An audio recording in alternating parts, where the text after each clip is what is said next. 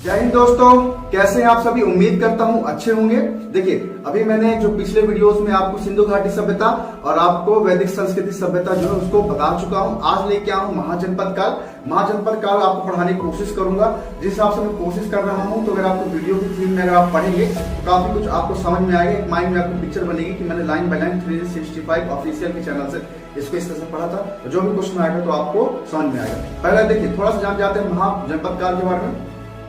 लगभग 6वीं शताब्दी ईसा पूर्व में गंगा यमुना जो दोआब है, जो एक मिलान होता है जहाँ पे, एवं बिहार में 16 जनपदों का अस्तित्व दिखाई देता है। कहाँ? बिहार में दिखाई देता है। इतिहासकार गार्डन चाइल्ड। अब देखिए, जो भी नाम है इसमें आपको गार्डन चाइल्ड का नाम याद रखना है। महाजनपद काल में ये थोड़ा सा क्वेश्चनों में जो हम इतिहास में हमको शब्दों का बहुत याद रखना बहुत जरूरी है। एक बार शब्द को याद होगा तो हमको क्वेश्चन ऑप्शन से देखकर ही बन जाता है। तो इतिहासकार गार्डन चाइल्ड ने इसे भारत की द्वितीय नगरी क्रांति कहा गया। क्या मतलब इसे भारत की द्वितीय नगरी क्रांति कहा? बौद्ध ग्रंथ आगंतुक निकाय और जैन ग्रंथ भगवती सूत्र में 16 महाजनपदों का उल्लेख मिलता है। एक बार फिर देख लीजिए, बौद्ध ग्रंथ कौन सा? आगंतुक निकाय। आगंतुक निकाय किस धर्म से संबंधित है? बौद्ध धर्म संबंधित है। भगवती सूत्र किस धर्म संबंधित है? जैन ग्रंथ से संबंधित है। इस तरह से क्वेश्चन भी पूछते हैं तो उल्टा पुल्टा आप उसको देख ले। तो बौद्ध ग्रंथ आगंतुक निकाय और जैन ग्रंथ भगवती सूत्र में 16 महाजनपदों का उल्लेख मिलता है। इसका वर्णन है निम्नलिखित तरीके से बताया गया है। तो मैं इसको थोड़ा सा आपको बता देता हूँ। कुछ क्वेश्चन मैंने लेके आया जो एग्जाम के दृष्टि से बहुत महत्वपूर्ण है। चलिए उसको रिवीजन कर लेते हैं। पहला है अंग। वर्तमान में बिहार के भागलपुर और मुंगेर जिला अंग क्षेत्र कहलाता है। अंग की राजधानी चंपा थी। अंग की राजधानी क्या थी? चंपा थी। मगध के राजा बिंबिसार ने अंग को मगध साम्राज्य में मिला लिया। अंग की राजधानी चंपा थी और मगध के राजा की कौन थे? बिंबिसार ने अंग को कहा मिला लिया? मगध साम्राज्य में मिला लिया। ठीक है। फिर उसके बाद वजी, वर्तमान में बिहार राज्य में ही है। वजी की राजधानी कौन सी थी? वैशाली थी। अगर क्वेश्चन पूछ ले कि वजी की में से कौन थी, तो कौन सी थी वजी की राजधानी? वैशाली थी, जिससे विश्व का प्रथम गणतंत्र भी माना जाता है। अब देख लिखना है, इस तरह से डिटेल क्वेश्चन आएगा तो आ जाता है। विश्व का प्रथम गणतंत्र किसे माना जाता है? ये माना जाता है वैशाली को, जो वजी राजधानी होता है। तो किसी न किसी तरीके से कोई ना क्वेश्चन इसमें आपको कवर कराने की कोशिश कर रहा हूँ, चाहे छोटे एग्जाम हो चाहे बड़े एग्जाम हो। मल वर्तमान में उत्तर प्रदेश बिहार राज्य के बीच में कहीं बॉर्डर पे है। उत्तरी मल की राजधानी कुशीनगर उत्तर प्रदेश, जबकि दक्षिणी मल की राजधानी पावा बिहार थी।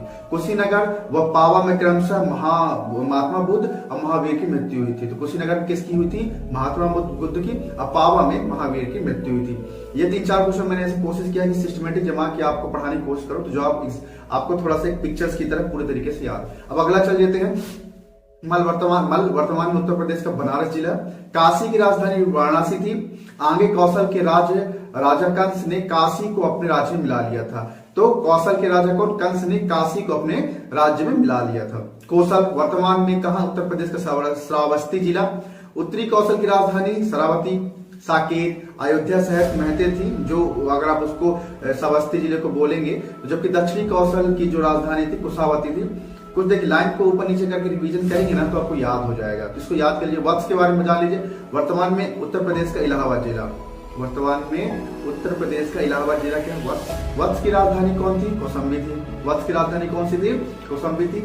यहाँ का सबसे प्रमुख राजा उद्यान था। नाम क्या था? उद्यान था। जो प्रमुख राजा जो इतिहास में कुछ अच्छा काम कर जाते हैं वो प्रमुख राजा कहला जाते हैं, जिसकी शत्रुता अवंती के राजा प्रद्योत से थी। तो ये अगर इससे क्वेश्चन भी आया है इसलिए मैंने इसको ऐड किया। पांचाल वर्तमान में उत्तर प्रदेश के बरेली, बदायूं व फर्रुखाबाद जिला जो है उसमें उत्तरी पंचाल की राजधानी क्या थी? अहिंसा छत्र, जबकि दक्षिणी पंचाल की राजधानी कमीपलय थी। तो ये दोनों राजधानी संबंधित क्वेश्चन आते हैं महाजनपद काल से, तो इसलिए मैं थोड़ा इसको डिटेल कर रहा हूँ। आप 2-3 बार वीडियोस को देखेंगे तो आपके मन में पूरी पिक्चर बनी जाएगी। सूर्यसेन वर्तमान में उत्तर प्रदेश का मथुरा जिला है। सूर्यसेन की राजधानी क्या थी? मथुरा थी। कुरु वर्तमान में मेरठ जिला, दिल्ली व थानेश्वर का क्षेत्र है। कुरु की राजधानी इंद्रप्रस्थ थी। अवंती के बारे में जान जाते हैं, उन्होंने आपने नाम सुना होगा। वर्तमान में कहाँ पे है? मध्य प्रदेश के उज्जैन व खरगोन जिले में है अवंती। उत्तरी अवंती की राजधानी उज्जैनी को उसको जो भी बोल सकते हो, उज्जैन, उज्जैनी, अवंतिका। जबकि दक्षिण अवंती की राजधानी क्या थी? महिष्मती महोत्सव थी। बौद्धकालीन अवंती का राजा चांद था। कौन था? चांद प्रदोग को पीलिया नामक रोग हो गया था, जिसके उपचार हेतु बिंबिसार ने अपने राजवैद्य जीवक को भेजा था। तो बिंबिसार के राज जो ये वाला क्वेश्चन आया था कि वैद्य का नाम क्या था, तो जीवक था। तो ये क्वेश्चन आया है, कई जगह नहीं पूछता, इसलिए सिस्टमेटिक जमाया। आगे मगध सम्राट शिशुनाग ने अवंती को जीतकर अपने राज्य में मिला लिया था। किसने? मगध के सम्राट शिशुनाग ने अवंती को जीतकर अपने राज्य में मिला लिया था। चेदी वर्तमान में मध्य प्रदेश का बुलंदशहर क्षेत्र। चेदी की राजधानी सोतीतवती सतीमती दे। भारत काल में महाभारत काल में शासक शिशुपाल था। महाभारत काल में यहाँ का शासक शिशुपाल था, जिसका वध कृष्ण द्वारा किया गया। तो यहाँ पे थोड़ा सा इसको 2-3 बार रिवीजन करेंगे तो बड़े आसानी से आपको ये जो चैप्टर है महाजनपद काल, जो थोड़ा डिफिकल्ट लगता है शब्दों के कारण, नामों का, और 2-3 बार राजधानी आती है, जो 2-3 बार अपने शब्द देख लिए तो ऑटोमेटिक याद हो जाएगा। अस्मक वर्तमान में आंध्र प्रदेश राज्य है। अस्मक की जो राजधानी थी पोतना पाटली थी। क्या थी? पोतना पाटली। 16 जो महाजनपदों में केवल अस्मक ही नर्मदा नदी के दक्षिण में गोदावरी नदी के तट पर स्थित है। इसको समझ लीजिए, अलग से है तो आपको बड़ी आसानी से याद हो जाएगा। गंधार वर्तमान पाकिस्तान पेशावर और रावलपिंडी का क्षेत्र, तो ये भी आपको याद हो जाएगी। गंधार की राजधानी तक्षशिला थी। इस जनपद का जो दूसरा प्रमुख नगर था पुष्पा कलावती था। तो ये भी आपको याद आ जाएगा। वो अपन वहां पे याद करेंगे किसका? आंध्र प्रदेश का तो अलग हो गया, पाकिस्तान पेशावर वाला ये अलग हो गया। एक और निकल के आ रहा काम्बोज, वर्तमान पाकिस्तान भारत का क्षेत्र मिडिल में। तो कम्बोज की राजधानी थी राजपुर हाटक थी। तो दोनों भी हो सकता है, राजपुर या हाटक, वही शब्द नाम बार बार यूज होते हैं, तो दोनों शब्द आपको याद रखने पड़ेंगे। मगध वर्तमान बिहार के पटना, गया है, शहादाबाद जिला है। ठीक है, तो उसकी थोड़ा सा जान जाते हैं। मगध की राजधानी अलग अलग समय पर क्रम से बदलती रही है। राजगृह, पाटलिपुत्र, वैशाली हुई। ठीक है, पहले राजगृह, फिर पाटलिपुत्र, वैशाली, फिर पाटलिपुत्र अस्थायी राजधानी बनी।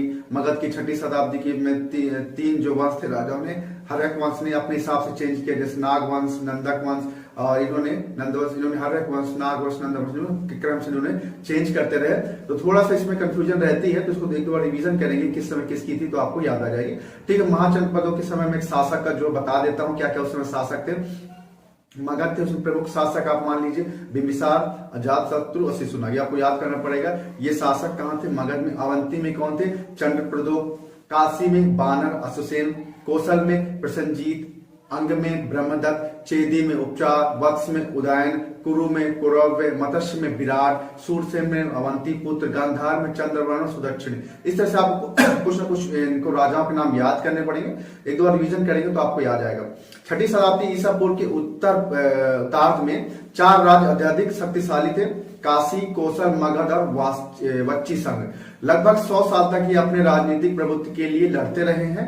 अंततः मगध को विजय मिली और उत्तर भारत में राजनीतिक गतिविधियों में केंद्रीय स्थल रहा। मतलब जो मगध था तो ये अपने उत्तर भारत में राजनीतिक गतिविधियों के लिए केंद्रीय स्थल रहा। आज के लिए सिर्फ इतना ही। मैं अभी सिंधु घाटी सभ्यता और आपको वैदिक संस्कृति सभ्यता और ये आपको अभी महाजनपद काल कंप्लीट कराया हूँ। इसको नए चैप्टर के साथ आपके सामने हाजिर होऊंगा। फिर मैं अभी करंट अफेयर, साइंस के भी जीके जीएस आपको कंप्लीट करा रहा हूँ। अगर आपको एग्जाम की दृष्टि से रिवीजन करना है या फिर आगे पढ़ना है तो हमारा चैनल आपके लिए बहुत महत्वपूर्ण है। आप इसका रिवीजन करने, डिस्क्रिप्टिव पढ़ने इसको देख सकते हैं। अगर हमारा कंटेंट आपको पसंद आ रहा हो तो लाइक करें और ज्यादा से ज्यादा लोगों तक शेयर करें। आज के लिए सिर्फ इतना ही। धन्यवाद। Thank you.